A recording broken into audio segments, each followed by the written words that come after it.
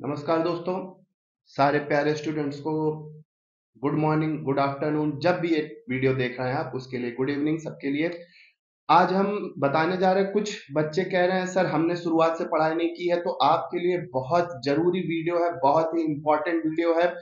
जनवरी में पढ़कर आप किस तरीके से इंग्लिश सब्जेक्ट में पूरे में से पूरे नंबर ला सकते हैं, 95 प्लस ला सकते हैं, ये आपका वीडियो है। आज के हाई स्कूल वाले जो क्लास 10th का बोर्ड देने जा रहे हैं, चाहे वो यूपी बोर्ड हो, चाहे सीबीएसई बोर्ड हो, या फिर जिस किसी की किताब का पहला chapter a letter to God है, जीएल फुंटस का, ध्यान से सुनिएगा।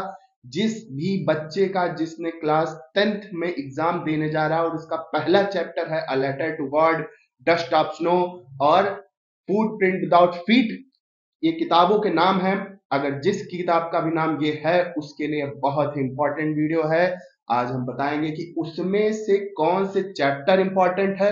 चैप्टर तो सबको ही बता देता है बेटा कि चैप्टर ये इंपॉर्टेंट है। हम इसमें आपको ये भी बताएंगे कि उस चैप्टर में सबसे इंपॉर्टेंट क्वेश्चन कौन सा है, ये भी हम आज आपको बताएंगे। आइए चलते देखते हैं, ज्यादा टाइम वेस्ट ना करते हुए चलिए। जितने भी बच्चे हैं सब जुड़ जाएं और सबको ये शेयर कर दीजिएगा। शॉर्ट आंसर टाइप जो क्वेश्चन आएगा वो आएगा a letter to God, Nelson Mandela, from the diary of Anne Frank और ग्लिम्पसेस ऑफ इंडिया। एक चैप्टर और है इसमें आपका आता है, एक सीगल का चैप्टर है, ट्रू स्टोरी अबाउट फ्लाइंग का। किसका? टू स्टोरी अबाउट फ्लाइंग का है, जिसमें सीगल वाला आपका एक है, ठीक है। तो उससे सिर्फ एक शॉर्ट आता है, उसको एक बार पढ़ लीजिएगा और बहुत ही नॉर्मल सा आता है, ठीक है। लॉन्ग टाइप में भी आपके ये लॉन्ग टाइम के है, लॉन्ग टाइप का जो क्वेश्चन आएगा वो इससे आएगा। पोएट्री में क्या इंपॉर्टेंट है? पोएट्री में आपका शॉर्ट क्वेश्चन जो आते हैं वो dust of snow, fire and ice, Amanda, a tiger in the जू। यूपी बोर्ड वालों में ये 7th नंबर पर ही आता है क्वेश्चन, ये 7th नंबर पे आता है, जहां पर आपको पोयम लिखने कहा जाती या फिर एक शॉर्ट आंसर लिखने को दिया जाता है। तो कुछ नहीं करना है, पोयम या शॉर्ट आंसर 7th में आता है, ये शॉर्ट आंसर ए नंबर पे होता है, बी नंबर पे। तो आपको जो 7th वाला होता है उसमें आप, हम तो आपसे यही कहेंगे कि अगर पोयम ना याद हो तो शॉर्ट आंसर में आप इनमें से किसी का भी सेंट्रल आइडिया शॉर्ट आंसर बनाकर लिख सकते हैं। और central idea dust of snow, fire and ice, fog और a tiger in the zoo और Amanda. A tiger in the zoo, a tiger in the जू, ठीक है। ये मेन तो आपके ये इंपॉर्टेंट है, dust of snow, fire and ice, Amanda और फॉग। इन चारों को पढ़ लेना, कन्फर्म है जितने सातों सेट बनेंगे वो इन्हीं में से ही आएगा। सप्लीमेंट्री में शॉर्ट क्वेश्चन जो है आपका, trim surgery, the thief story, necklace, भोली। भोली का तो पता ही होगा, ट्रिम सर्जरी में कुत्ते की सर्जरी होती है, थीफ स्टोरी में हरी सिंह का होता है, नेकलेस में वो अपने पति के साथ, दूसरी अपनी सहेली से अपने पति के साथ नेकलेस पहन के चली जाती, खो जाता है उनका। सभी की स्टोरी सबसे पहले हिंदी में उसको पढ़ लीजिएगा, हिंदी में उसकी समरी पढ़ लीजिएगा, आपको सारे आंसर मिल जाएंगे। और लॉन्ग क्वेश्चन में द थीफ स्टोरी का आता है, द मेकिंग ऑफ साइंटिस्ट का आता है, द नेकलेस का आता है और भोली का आता है, ठीक है। ठीक। लेटर्स में इनवाइटिंग अ लेटर, ये ग्रामर सेक्शन है। ग्रामर सेक्शन में मतलब राइटिंग स्किल जिसके अंदर आती है वो। Inviting a friend to spend a few days during summer vacation. दूसरा, to friend are inviting him for marriage. तीसरा, to father for money for buying books. और चौथा है letter to brother greeting him on his birthday, ठीक है। पक्का? अगर आपने देखिए, दोनों दो चीजें कुछ मिलती जुलती हैं, अगर आपने इसको पढ़ लिया तो ये अपने आप याद हो जाएगा। फ्रेंड की जगह ब्रदर लगा देना, देखो फ्रेंड की जगह ब्रदर लगा देना और मैरिज की जगह क्या लगा देना, बर्थडे लगा देना, ठीक है। आगे चलते हैं एप्लीकेशन में। एप्लीकेशन आपका, to principal of your college requesting him to grant you leave absence for 3 days due to illness, ठीक है। To principal of your college requesting him to issue your father has been transferred to mother state and you have to go to along application for the transfer certificate का, ठीक है। To principal requesting him to grant you full concession in fees, इसका भी application for agreement for evening game, ठीक है। ये आपके application important है। ऐसे में आपका इंपॉर्टेंट है a visit to a fair, मतलब आप कोई मेला देखने गए हैं, my favourite book, my village town, favourite game, pollution, my best teacher. ठीक है, माय बेस्ट टीचर में माय माय फादर का भी आ सकता है, अगर माय फादर का है तो माय बेस्ट टीचर लिख देना, अपने पिताजी को अपना टीचर बना देना। माय प्रिंसिपल पे आए तो अपने पिताजी को या अपने टीचर को अपना प्रिंसिपल बता देना, मेरे प्रिंसिपल ही मेरे बेस्ट टीचर हैं। ठीक है, हाँ, माय फ्रेंड पर आए तो अपने फ्रेंड को ही बता देना, मेरा फ्रेंड मुझसे एज में बड़ा है लेकिन वही मेरा टीचर है और मेरा फ्रेंड भी है, उस पर भी आप इसको बनाकर लिख सकते हो। ठीक है, अब आगे चलते हैं। जो आपका अब इसमें से भी आपको बताते हैं बेटा, इनमें से जो आपको ऊपर चैप्टर के नाम बताए हैं, इनमें कौन कौन से क्वेश्चन आ सकते हैं ये भी हम आपको बताने जा रहे हैं। तो चलते हैं, देखते हैं। ठीक है, अ लेटर टू गॉड में how was Lencho help, Lencho की मदद कैसे हुई, why was Lencho angry when he received the letter, why did Lencho call the employees of the post office in the letter of God. ठीक है, ये short answer है। फिर आगे है तीसरा क्वेश्चन जो इंपॉर्टेंट है, अ लेटर टू गॉड का शॉर्ट में what was single hope for the family of Lencho, who made Lencho angry, why did the postman laugh heartily. ये जितने हैं ये सब के सब बेटा शॉर्ट आंसर हैं, सारे के सारे क्या हैं, शॉर्ट आंसर हैं, शॉर्ट आंसर। ठीक है, शॉर्ट है, शॉर्ट में यही आपके इंपॉर्टेंट हैं, पांच हैं, पांचों पढ़ लेना, सारे के सारे जवाब आपको मिल जाएंगे। और अब आपका long a letter to God में कुछ नहीं, अगर आपको लैंचो का करेक्टर याद है तो आप ये दोनों भी अपने आप कर लोगे। How did post office employ help Lencho, how did Lencho react to their help, why did Lencho write a letter to God. ये डिक्टो बिल्कुल सेम है दोनों में, चाहे करेक्टर स्केच लिखो और चाहे why did Lencho write a letter to God, दोनों ही सेम होते हैं। तीसरा जो how did post office employ help Lencho, how did Lencho react to their help, तो एम्प्लॉयज में तो एम्प्लॉयज ने हेल्प की थी, इसमें जो इनडायरेक्टली है वो आपसे पोस्ट ऑफिस का जो हेड मास्टर था, जो मेन कर्मचारी था, उसका करेक्टर लिखना होता है। अब चलते हैं सबसे इंपॉर्टेंट क्वेश्चन, चैप्टर, लेसन, कुछ भी कह लो, सबसे जरूरी 110% इससे आना ही आना है। ठीक है, शॉर्ट आंसर में what according to Mandela is true freedom confirm है, इस बार जरूर आएगा, 4 सेटों में ये पक्का आएगा, यही क्वेश्चन आएगा, लिख कर ले लो, 3 का नहीं लेकिन 7 में से 4 सेटों में गारंटी है, सेम डिक्टो यही क्वेश्चन छपा होगा बेटा, जाकर देख लेना।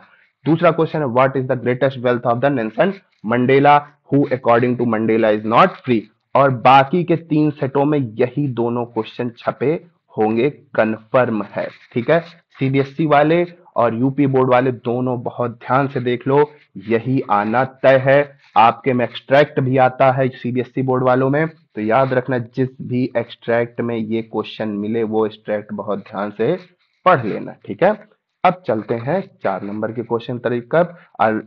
कौन सा चैप्टर है बता दिया, बहुत इंपॉर्टेंट, मोस्ट इंपॉर्टेंट चैप्टर है ये, मोस्ट इंपॉर्टेंट, गारंटी है आएगा ही आएगा, 6 सेट में इसमें से आना तय है। ठीक है, चाहे शॉर्ट आए, सातों में ये तो आना है लेकिन 6 सेट में इसके शॉर्ट आने तय हैं। 7वें में मतलब कुछ हरामी टाइप का एक सेट बनता है जो बहुत खुरापाती वाला होता है, उसमें हम नहीं बता सकते, लेकिन 6 सेट में आना ही, और 7 सेटों में तो लॉन्ग कन्फर्म है, 7 सेटों में लॉन्ग कन्फर्म है, 6 सेटों में शॉर्ट ये कन्फर्म है। लॉन्ग आंसर टाइप क्वेश्चन में what were the difficulty face by the man, आपको सीधा सीधा नेल्सन मंडेला का करेक्टर याद करने लेना है, दोनों में से यही लिख देना है, आपको पूरे नंबर मिल जाएंगे। ठीक है, how did Nelson Mandela describe the scene of the inauguration, बिल्कुल आपने, आपको पूरा करेक्टर अगर आपने याद कर लिया है तो आप नेल्सन मंडेला का लिख। अब from the diary of Anne Frank, ठीक है, एने फ्रैंक इसके राइटर हैं, राइटर का नाम बेटा जरूर याद कर लेना। ठीक है, राइटर का नाम जरूर याद कर लेना, आप अगर लेसन और राइटर का नाम लिख के आओगे तो 1 नंबर आपको वैसे ही मिल जाएगा। पाठक स्टाइल में आपको बताया गया है किस तरीके से आप लेखक और राइटर का नाम, लेसन और राइटर का नाम लिख सकते हो। ठीक है, शॉर्ट आंसर टाइप में क्वेश्चन में एने फ्रैंक में हाउ डज एने फील अबाउट हर फादर, ये बेटा कन्फर्म है, ये आना ही आना है, 4 सेट में यही आएगा, लिख कर ले लो। 4 सेट में एने फ्रैंक से अगर आया तो सेम यही क्वेश्चन उतर कर आएगा। दूसरा क्वेश्चन है what promoted Anne Frank to keep a diary, what name she give to it. ये इनडायरेक्टली इस तरीके से भी पूछा जा सकता है कि एने फ्रैंक ने डायरी क्यों लिखी और उसने उस डायरी को क्या नाम दिया। डायरी का नाम भी आपसे पूछ सकता है, तो दोनों चीजें एक ही हैं। ये भी बहुत इंपॉर्टेंट है। Who was Anne Frank, where did she write a diary. दोनों ये तीनों मोस्ट इंपॉर्टेंट है, लिख कर ले लो, सातों सेटों में आना है। Give the brief sketch of एने लाइफ, व्हाई डिड एने फ्रैंक मेंटेन अ डायरी। दोनों ही में अगर दोनों आए तो सीधा करेक्टर स्केच लिख देना एने फ्रैंक का, और कुछ लिखने की जरूरत नहीं है। समझ में आया? अब आगे चलते हैं। ग्लिम्सेस ऑफ इंडिया, लुस्को रोड्रिगस ने लिखा है। शॉर्ट आंसर में आपसे पूछा व्हाट इज द, ये अगर क्वेश्चन आया तो यही आएगा, 4 सेटों में यही क्वेश्चन आना तय है। व्हाट, अगर इससे क्वेश्चन आया what is Coorg famous for, coffee और टी के लिए फेमस था। How did the people Coorg different from the Hindu main stream. आपको वो शादी वाली एक लाइन याद होगी, शादी हुई थी तो उसमें उसमें बताया गया है कि जो कुर्ग के लोग थे वो क्यों हिंदुओं से अलग दिखते थे। Where were Pranjal and Rajiv going, what was Pranjal father that, ये भी इंपॉर्टेंट है। What are main crops of Coorg, भाई कॉफी और टी होती थी तो जाहिर सी बात है आप खुद ही समझ जाओगे होगे क्या इंपॉर्टेंट है। What does the writer say about the T from Assam. ठीक है, पक्का। अब इसका लॉन्ग टाइप देख लेते हैं। What are the various legends about the origin of T.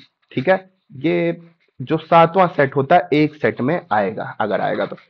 अब आते हैं वल्ली कन्नन जी। इनको आप वल्ली कन्नन के नाम से नहीं जानते होगे, इनका एक छोटा सा स्टोरी है, वल्ली नाम से जानते होगे। इन्हीं ने अपने बारे में लिखी हुई है, जिसमें ये अपने घर के बाहर खड़ी रहती थी, बसों को देखती रहती। सिर्फ एक बस इनके गांव से शहर की तरफ जाती थी, उस पर इनका बैठने का मन करता था। यही है इसकी कहानी। What was Wally's deepest desire? बस में बैठना उनकी deepest desire थी। What the word of the phrase in the story that tell you this? ठीक है। What was Wally's favorite pastime? खड़े होके बस को देखना। Why does the conductor call Walli madam? Explain with example. ये भी इंपॉर्टेंट है। How did Walli save money for the bus ticket? ठीक है। लॉन्ग आंसर में in which manner did the Walli calculate, plan and prepare herself for the ride on the bus? Do you think Valli enjoyed her first bus ride? Give examples from the lesson of, क्या लिखा है, supplementary support your answer. Draw sketch of Valli. ये तीनों के तीनों किससे जुड़े हुए हैं? ड्रा करेक्टर स्केच ऑफ वल्ली। ठीक है, इनके भी राइटर का नाम क्या है बेटा? वल्ली कन्नन। ठीक है, समझ में आया? अब आगे चलते हैं। The sermon at Banaras, short answer के लिए सबसे ज्यादा इंपॉर्टेंट। ठीक है, why did prince Siddhartha leave the place and become a beggar, where did Buddha preach his first sermon, why was Kisa Gautami. Kisa Gautami कौन थी? कीसा गौतमी वह औरत थी जिसका बच्चा मर गया होता है और वह अब उस बच्चे की डेड बॉडी लेकर गौतम बुद्ध के पास जाती है और कहती है इसको जिंदा कर दो। कीसा गौतमी वही थी। ठीक है, लॉन्ग आंसर में when her son dies Kisa Gotami goes from house to house, what does the ask for, does he get it, why not. वह घर और घर क्यों जाती थी? अपने बच्चे को जिंदा करने के लिए। ठीक है, Why was Kisa Gautami in so much grief? What did she learn in the end? बिल्कुल ये भी इंपॉर्टेंट है। अब चलते हैं प्रपोजल की तरफ। प्रपोजल में आपका आता है describe in brief the character of Natalia and sketch in the chapter the proposal. ठीक है, ये भी इंपॉर्टेंट है। ठीक है, अब चलते हैं dust of snow. Dust of snow का आपने सेंट्रल आइडिया अगर पढ़ लिया तो आप कोई भी स्ट्रैक्ट आ जाए, कोई भी पैरा आ जाए, अगर आपको उसका सेंट्रल आइडिया याद है तो आप कोई भी आंसर दे लोगे, चाहे वो किसी भी टाइप में आ जाए। ठीक है, how has the post observe nature in the poem dust of snow, how has compose the poem dust of snow, what does the poet teach us through this poem. ठीक है, ये चैप्टर ही बेटा सबसे important है, बहुत important है। Fire and ice, why does the poet, Robert Frost. Dust of snow भी आपका रॉबर्ट फ्रॉस्ट ने लिखा है, फायर एंड आइस भी रॉबर्ट फ्रॉस्ट ने लिखा है। सो फायर एंड आइस में आता why does the poet hold with those who favour fire, how will the world are twice. जिस तरीके डस्ट ऑफ स्नो इंपॉर्टेंट है वैसे फायर एंड आइस भी इंपॉर्टेंट है। तीसरा chapter a tiger in the जू। शॉर्ट आंसर ये भी आपका इंपॉर्टेंट है। ठीक है, ये तीन तो लगातार बहुत ही ज्यादा इंपॉर्टेंट है, इनमें से तो आना तय ही तय है। बस यही तीन का अगर सेंट्रल आइडिया पढ़ लिया तो ये समझ लो 6 सेटों में यही आना तय है। What would the tiger do in the forest? What does the poet want to convey through this poem? ठीक है, अब लिखा है how to tell wild animal. ये भी इतना इंपॉर्टेंट नहीं है लेकिन ठीक है, अच्छा है। What is the famous associated with the crocodile and what does it mean. ठीक है, ये भी पढ़ लेना, पढ़ के जाना, छोड़ना मत। ठीक है, रॉबिन कैनन ने लिखी है अमांडा। अभी हमने 6 में तो बताया, सातवें में इन तीनों में से आ सकता है। Short answer type question, Amanda से, द ट्री से और द फॉक्स से। अमांडा के राइटर है रॉबिन कैलन, द ट्री के हैं एड्रिन रिच और द फॉक के हैं कार्ल सैंडबर्ग। ठीक है, कार्ल सैंडबर्ग हैं, ये जरूर याद कर लेना। अमांडा में है who is the mermaid in Amanda, what does she wish to do. Who was Amanda, what idea do you from her through the poem. Trees में why are the trees described in the first stanza not useful for birds or insects। Fog के लिए how does the poet compare fog to living being. आपको पता है cat से compare किया था उसने। ठीक है, how does the poet describe the fog movements. बताया था कैट की जो चाल होती है घर पे जाने की, उससे वो कंपेयर किया था। Describe the similarities that have been maintained in the poem between the fog and a cat. ठीक है, ये तीनों चैप्टर जो बता दिए बेटा, ये 7वें सेट के लिए बहुत जरूरी है। ठीक है, ठीक, from an a grocery. Short answer type. अब ऑप्शन में जो आते हैं वो इनमें से आता है, अब आपका ये ऑप्शनल में आता है। अब आके चलते हैं सप्लीमेंट्री में, शॉर्ट स्टोरी में। A triumph of surgery, James Herriot ने लिखी है। What was the only way to save Tricki, कुत्ते की सर्जरी हुई थी। What was the real disease the Tricki was suffering from. Why is the tempted to came Tricki on the permanent guest, who was responsible for poor condition of the dog named Tricky, what treatment did the doctor give to Tricky, why was Mr. Pumphrey ringing a dozen times a day। ठीक है, ये important है, जरूर आएगा। Long answer, Mrs Pumphrey was responsible for Tricki's poor condition, describe it. आपको सीधे कुछ नहीं, मिसेस पंफ्रे का करेक्टर स्केच याद करना है। ठीक है, मिसेस पंफ्रे का करेक्टर स्केच याद कर लिया तो आप इसका कोई भी लॉन्ग आए वही कर देना। द थीफ स्टोरी में Hari kind of thief he Hari Singh was. Describe Anil's way of living, why Hari Singh felt regretted, why did Anil hire Hari Singh, who is the narrator of the story. Narrator कौन है, रस्किन बॉन्ड। बहुत ही फेमस राइटर हैं बेटा, जरूर से जरूर आए, इनके बिना पेपर में कोई ऐसा हो ही नहीं सकता। अगर इनके नाम का अगर कोई पोयम स्टोरी कुछ भी होगा तो वो पेपर में आना तय। How many rupees did Hari Singh find the counted the notes. ठीक है, लॉन्ग आंसर में write a correct case of Hari Singh, why did the thief make friends with Anil. ठीक है, फोर्थ में विदाउट फिट सबसे इंपॉर्टेंट है बेटा, मोस्ट इंपॉर्टेंट। ठीक है, how did Griffin save himself from Mrs hall, how did he become invisible, what was his extraordinary discovery, what was so strange about the furniture of Mrs. Hall, who was Griffin, what had he discovered। ठीक है, ये short है। Long में give the character sketch of Griffin, why did Griffin enter the London store, what did he do their. ठीक है, अगर आपने ये याद कर लिया तो ये अपने आप याद हो जाएगा। ठीक है, अब the making of scientist. Making of scientist में रिचर्ड एर्बिट जो थे, इनको लिखा रॉबर्ट डब्ल्यू पीटरसन ने, राइटर का नाम है। इन्होंने तितलियों के बारे में बहुत सारी खोज की थी तो उनके बारे में लिखना है। द नेकलेस, गाय दी मोसापेंट ने लिखी है। Why Matilda borrowed the necklace, why Matilda did not want to go for the ball, what were the reason of Matilda unhappiness, what happened with Matilda at the ball. ठीक है, ये भी आपका important है। ठीक है, याद रखिएगा। भोली, भोली तो कन्फर्म है बेटा, आना है। ये मोस्ट इंपॉर्टेंट, जिस तरीके आपका ग्रीफिन है उसी तरीके ये भी मोस्ट इंपॉर्टेंट है। हाउ डिड भोली console her father in the end, बताती है ना अपने पिताजी से कि हम आपका बुढ़ापे में ख्याल रख लेंगे। Why did Sulekha start streaming, why did Bholi at first agree to uncle match unequal match, sorry, why did she later reject the marriage, how was Bholi taken to school for her primary education। Long answer में आपके सामने ये लिखे हुए हैं, give the character sketch of Bholi, why is Bholi's father worried about her. ये दोनों ही करेक्टर स्केच है। Describe the role of Bholi teacher in her life, पूरा करेक्टर स्केच, ये तीनों करेक्टर स्केच है भोली के।